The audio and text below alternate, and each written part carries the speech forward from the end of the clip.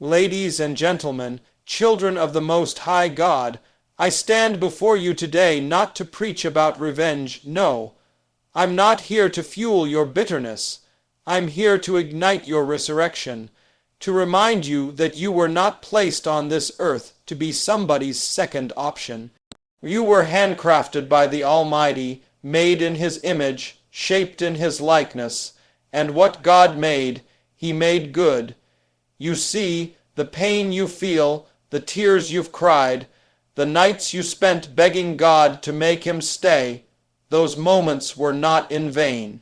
No, they were divine awakenings. They were the echo of heaven shouting, "My child, this is not your end. This is your exodus. He left, let him, he lied, forgive him. You are God's masterpiece, not someone's afterthought." This truth isn't poetry, it's power. It's not decoration for your Instagram bio. It's the foundation of your identity. Before you were formed in your mother's womb, the Creator of heaven and earth had a design in mind. Not a backup plan, not a side story, not an accident waiting to be forgotten. You were etched into eternity with purpose, with intention, with divine craftsmanship. You were not created to be tolerated. You were created to be celebrated. And yet for so long, you've allowed someone else's inconsistency to rewrite your value. You've let someone's neglect echo louder than God's promises. You've let rejection define your reflection. But hear me, you are not what they walked away from. You are not the silence they left you in. You are not the unanswered text, the ghosted message, the love that turned cold without explanation. You are not the tears you cried while questioning your worth in the middle of the night.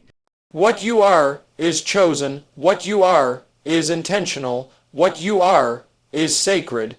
This world has a way of convincing you that your worth lies in someone staying, that if they walk away, something must be wrong with you. But no man walking away ever canceled God's calling on your life.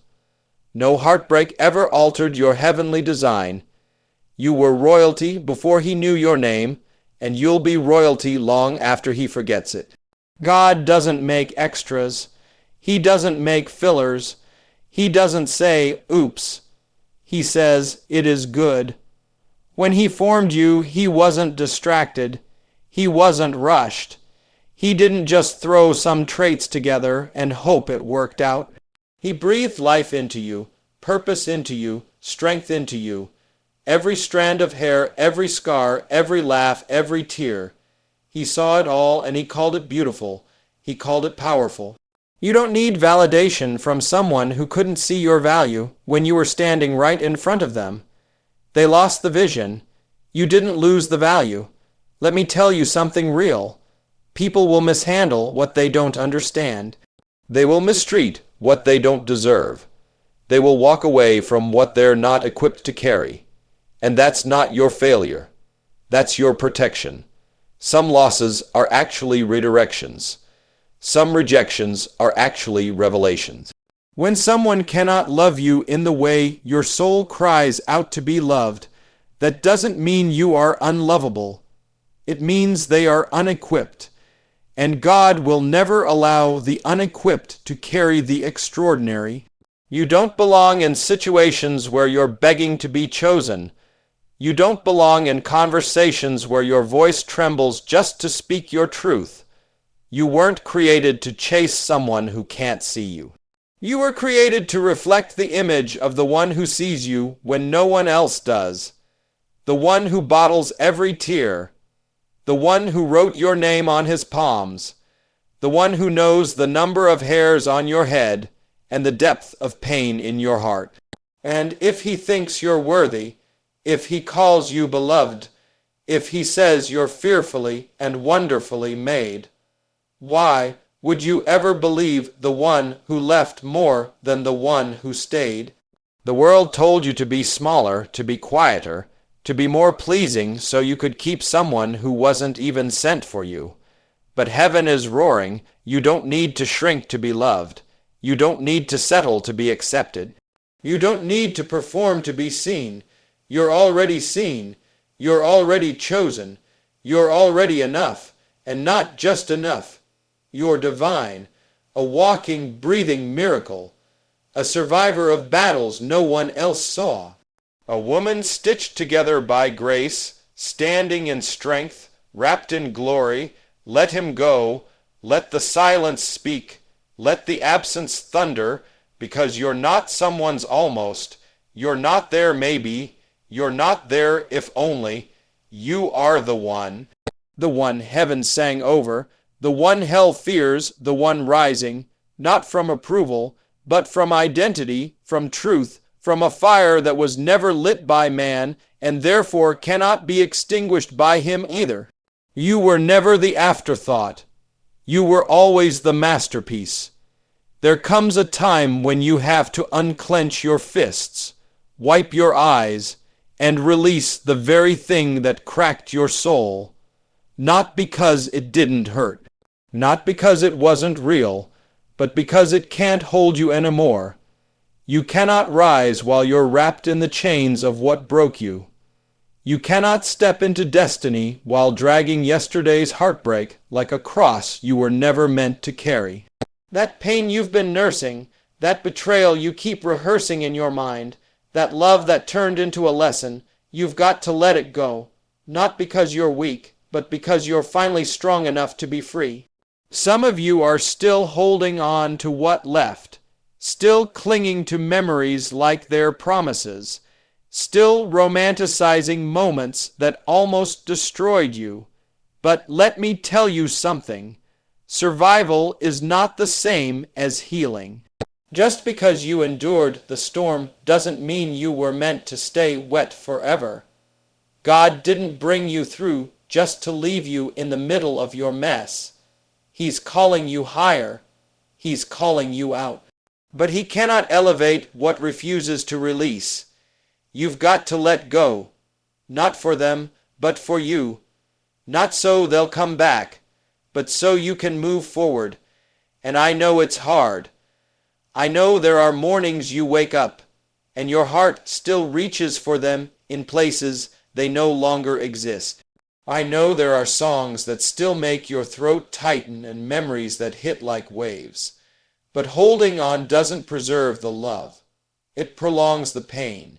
You're not bound by what happened. You're bound by what you haven't surrendered. God can only heal what you stop hiding. He can only replace what you stop replaying. You've got to stop kneeling at graves and calling it loyalty. What died, died for a reason. What left, left for a purpose.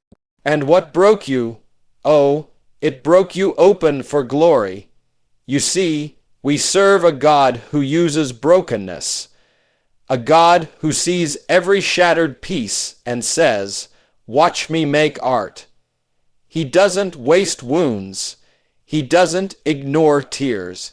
He bends down into the mess, into the ruin, and he begins to rebuild. Not just to fix, but to transform. Because you weren't meant to go back to who you were before the pain. You were meant to become someone greater through it. The very thing that tried to bury you is the soil God is using to grow you. But you've got to release it. You can't receive with full hands. You can't be lifted while clinging to what already let you fall. It's time to trust him with the scar. Time to hand over the anger, the questions, the what-ifs, the guilt, the shame, the memories that play like reruns in your soul. You've carried it long enough. You've cried over it long enough. And now heaven is whispering, "My daughter, let me lift you." Because this pain was never your prison. It was your passage. This heartbreak was never your ending. It was your awakening. You were never meant to be defined by what hurt you. You were meant to be refined by it. You may not understand why it happened. You may never get the apology, the closure, the final conversation. But faith doesn't wait for understanding. Faith says, even this will work for my good. Even this will teach me, strengthen me, prepare me. Even this will be used by God to elevate me into the version of myself that was buried beneath the need to be loved by someone who couldn't love me right. And when God lifts you, He lifts all of you. The broken parts, the bruised parts, the weeping parts. He doesn't need perfection. He just needs permission. So let go of the one who couldn't see you. Let go of the chapter that keeps repeating pain. Let go of the illusion that love should hurt to be real. Let go of the weight, the war, the wondering, and stand still as God raises you, not back to who you were, but forward to who you were always meant to become. Let go and let Him lift. Your worth is not up for debate, not up for auction, not to be weighed on the scales of someone's inconsistency, not to be determined by how much attention you get or how quickly someone replies to your message. Your self-worth is not a currency that fluctuates based on who stays or who walks away. It is not rooted in your past. It is not damaged by your mistakes. It is not a reward for good behavior or a consequence of someone else's failure to love you. Your worth is divine, etched into your very being by the hand of the Creator. Too often we treat our value like a bargain, like it can be negotiated, adjusted, or suspended based on how others treat us. We give it away in pieces, hoping someone will see our sacrifice and decide we're enough. We shrink ourselves. We silence our convictions. We twist and contort our boundaries until they barely resemble the shape of who we are just for the chance that someone might stay. But let me be clear, your value is not determined by their ability to recognize it. A diamond doesn't stop being a diamond because someone mistook it for glass. And you, child of God, don't stop being extraordinary because someone chose ordinary. You are not valuable because someone else says you are. You are valuable because God says you are. Because He formed you with purpose. Because He breathed His image into your soul. Because He wrapped eternity into your spirit and called you fearfully and wonderfully made. That's not a compliment. That's your identity. That's your anchor when the world tries to tell you you're not enough. That's your armor when someone's rejection tries to whisper lies in your ear. Because let me tell you, rejection is loud. It echoes in your mind and makes you question your reflection. It tells you you're not beautiful enough, smart enough, strong enough, lovable enough. But those voices aren't truth. They're noise. And the only way to silence them is to raise your voice in faith and say, I am who God says I am. Not who they left, not who they overlooked, not who they betrayed, but who God created. That kind of confidence doesn't come from compliments. It comes from conviction. And conviction is born in the presence of God. When you look at your scars, your past, your flaws, and still see a woman who is chosen, called, and covered, you see, people will come into your life and treat you based on how they see themselves. If they feel inadequate, they'll try to make you feel small. If they are broken, they will break you. If they are blind, they won't see your value. But that has nothing to do with you. You are not responsible for someone else's capacity to love. You are only responsible for protecting the temple that God made you to be. Stop lowering the price tag of your soul just so someone can afford to mishandle you. Stop offering yourself at a discount just to keep someone who was never paying full attention. God didn't create you to beg. He didn't create you to chase.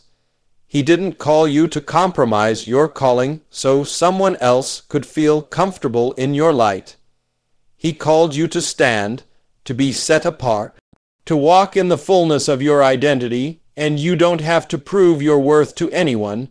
You don't have to earn it, hustle for it, apologize for it, or wrap it in performance. You just have to believe it.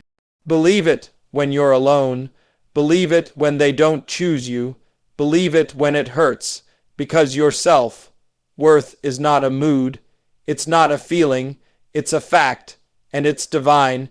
So when someone walks away, don't fall apart. Stand firm. When someone tries to diminish you, don't argue. Just rise. When someone can't handle your glory, don't dim it. Just shine. You were not made to be tolerated. You were made to be treasured. You are the daughter of a king. And nothing about your worth is casual. It is royal. It is sacred. It is sealed in the heavens and confirmed in your very breath. There are times when silence says more than any shouted word. Times when walking away speaks louder than 1,000 explanations. Times when the absence of your presence becomes the clearest revelation of your worth. Because sometimes the most powerful thing you can do is stop showing up for the people and places that keep taking you for granted. Sometimes your distance preaches the truth they refused to hear when you were close. You don't always have to scream your value. You don't have to plead to be seen. Just walk. Walk with grace. Walk with strength. Walk with the unshakable awareness that your absence will echo louder than your presence ever did. We often think that staying is strength, that enduring mistreatment is noble, that giving more and more and more will eventually open someone's eyes to our value. But love does not thrive where it is used. Connection does not grow where one soul is drained and the other indifferent. And your worth is not proven by how long you endure being overlooked. It is proven by how firmly you refuse to be dismissed. You are not a doormat. You are not a placeholder. You are not someone's convenience. And when someone forgets that, when someone can no longer recognize what a privilege it is to be loved by you, step back. Not in anger, not in vengeance, but in quiet, holy clarity, because absence is a mirror. It shows people what they refused to see when they had full view. It removes the noise, the distractions, the ego, and replaces it with the weight of what is gone, and suddenly they feel it, the void. The missing light, the kindness that no longer fills their days, the prayers they no longer hear, the encouragement that no longer meets them in their lows. They feel it in the silence. They hear it in the space you used to occupy. You never had to curse them. You never had to fight. You just had to leave with your dignity intact. Absence does what begging never could. It creates space for accountability. It opens the door for reflection. And if they're wise, they'll start to see it. Not just what they lost, but why. Not just your departure, but the pattern that drove it. Because people don't change when they're comfortable. They change when discomfort speaks. And your absence, it speaks. It says, I will no longer participate in my own hurt. I will no longer lower myself to be understood by someone who refuses to listen. I will no longer give to someone who thinks they're entitled to my sacrifice. But it also says something else. It says, I love myself enough to let go. It says, I trust God enough to move on. It says, I believe in the future more than I fear being alone. And that message, that's a sermon no one can ignore. Because your silence, it's sacred. Your absence, it's an altar. It's where you lay down the need to be needed, the ache to be chosen, the urge to be right, and in exchange you rise, you heal, you regain clarity. You remember who you were before they confused your spirit. Letting go isn't weakness, it's wisdom, it's maturity, it's holy obedience. God sometimes calls you to exit, not because He's punishing you, but because He's protecting you. And when you leave, you don't leave empty-handed. You leave with lessons. You leave with strength. You leave with heaven walking beside you, and for those who truly cared, who truly valued what they had, your absence will haunt them in the best, most redemptive way. It will challenge them. It will humble them. It will awaken them to everything you tried to show with your presence, but they were too blind to see. You are not required to burn out trying to be understood. You are not responsible for fixing someone who doesn't see their own brokenness. What you are responsible for is protecting your peace, guarding your heart, and trusting that absence is not abandonment when it is led by God. It is alignment. So when you step back, do it with purpose. When you go silent, let heaven speak through the stillness. Let them feel what they never acknowledged. Let them sit in the space where your light once shined and realize that nothing they find can replace it. There comes a moment in every journey where you realize the very things that once made others comfortable are the same things that kept you caged. You were never meant to stay small, to stay agreeable, to stay where everyone understood you, as long as you didn't evolve. Healing isn't just about mending the broken parts of your heart. It's about reclaiming your voice, your space, your truth. It's about unapologetically becoming everything you were afraid to be while trapped in relationships that feared your growth more than they feared losing you. You don't owe anyone an apology for outgrowing the version of yourself that made them feel safe. You don't have to shrink yourself to protect someone else's ego. Growth is not betrayal. Healing is not arrogance. It is divine movement. It is evidence that you are alive, that you are listening to the call within you that says, there's more. There's more to see, more to become, more to give and receive. And the moment you stop apologizing for wanting more is the moment you begin to actually live. But isn't it something? How guilt tries to creep in the moment you start choosing yourself. When you say no to the drama, when you leave the table where love is conditional, when you choose peace over pleasing. Suddenly the voices rise, you've changed, you're distant, you think you're better now, but the truth is, you're just not willing to bleed quietly anymore. You're not willing to sacrifice your joy for the sake of someone else's comfort. That's not selfish, that's sacred, that's healing, and healing isn't always pretty. Sometimes it looks like walking away from what you prayed for because now you see it was never meant to stay. You see, real growth offends those who benefited from your brokenness. When you stop being the peacemaker at the expense of your own peace, it disrupts the pattern. When you stop explaining yourself to people who never cared to understand you, it shifts the atmosphere. And when you stop carrying the emotional labor of others while neglecting your own needs, it creates space for you to breathe, to recover, to remember who you are. You've spent too much time apologizing for being too much or not enough. For people who are never equipped to hold the fullness of your spirit. But you are not too much. You are more than enough. You are a divine unfolding, a soul in bloom, a story still being written by the author of all things beautiful. And the people who are meant to walk with you, they won't be intimidated by your healing. They'll be inspired by it. They won't ask you to apologize for your growth. They'll celebrate it. They'll water your roots. They'll cheer for your wings. They won't guilt you for evolving. They'll grow beside you. Let me tell you something that will set you free. You don't owe anyone the version of you that tolerated dysfunction. You don't owe anyone the version of you that kept quiet just to keep the peace. You don't owe anyone access to your spirit when they've shown they can't handle your truth. God is doing a new thing in you.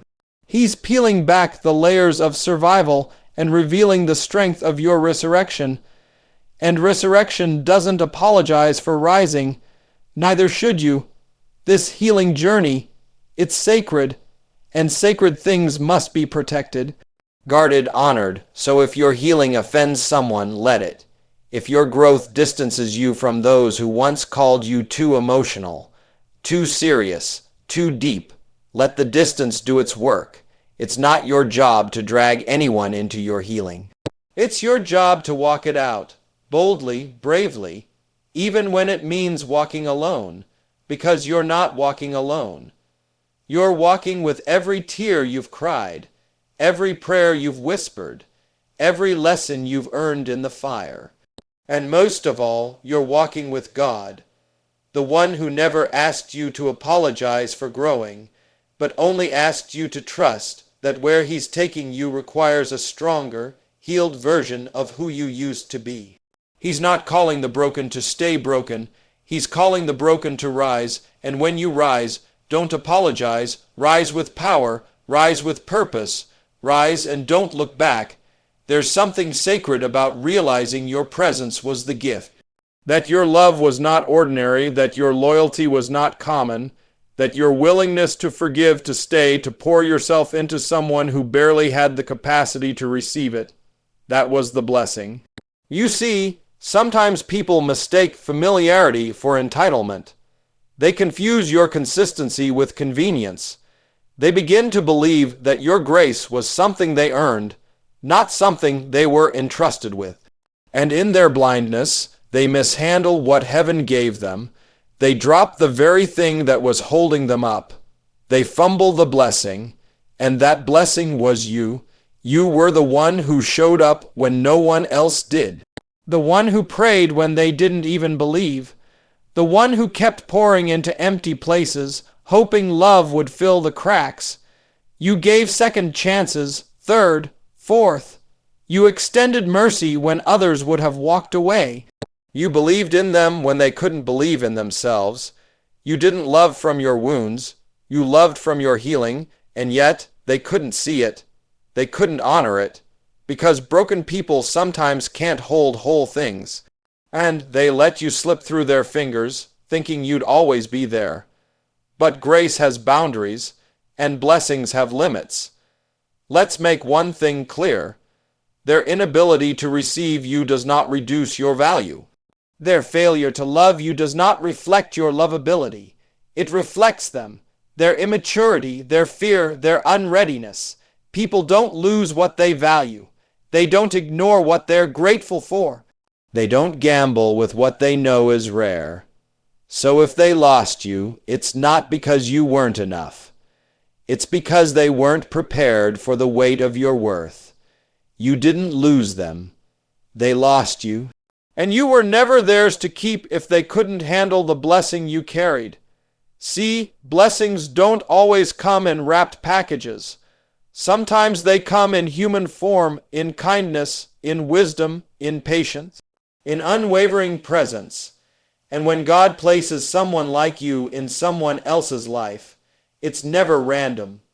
It's divine strategy. But when that blessing is taken for granted, when that gift is misused, heaven takes notice. You don't have to seek revenge. You don't have to explain yourself. You don't have to prove what they lost. Time and truth do that work for you, and in time they'll look back and see it clearly, not just what they had, but what they forfeited. Because losing someone like you doesn't just leave an absence. It leaves a lesson, a void that no imitation can fill, a silence that no distraction can mute. They'll try to replace you, but it won't feel the same. They'll try to move on, but it won't hit as deep, because you weren't just another relationship. You were an encounter, a turning point, a moment in time that heaven allowed, and they mishandled it. That's not your burden. That's their awakening, and when that awakening comes, it won't be gentle. Because when someone loses a blessing, God makes sure they remember the weight of what they mishandled. But don't linger there. Don't stay in bitterness. Don't wait for them to realize it. That's not your assignment. Your assignment is to heal, to grow, to rise, to become even more of the gift you were, without apology. Your assignment is to recognize your own value so deeply, so clearly, that you never again place it in the hands of someone who hasn't proven they can hold it. You are not a temporary thrill. You are not a background character in someone else's drama. You are the light, the answer to prayers they didn't even know how to pray. And if they fumbled that, let them live with it. Because here's the truth. God removes blessings when they are misused. He withdraws grace when it's cheapened. And He always elevates what others overlooked. You were never forgotten. You were planted, set apart, protected, and now you're being positioned for someone who sees. Someone who doesn't need to be convinced of your value. Someone who won't let a blessing slip through their fingers because they recognize a gift when they see one. And until then, don't look back. Don't diminish your shine. Don't question your worth.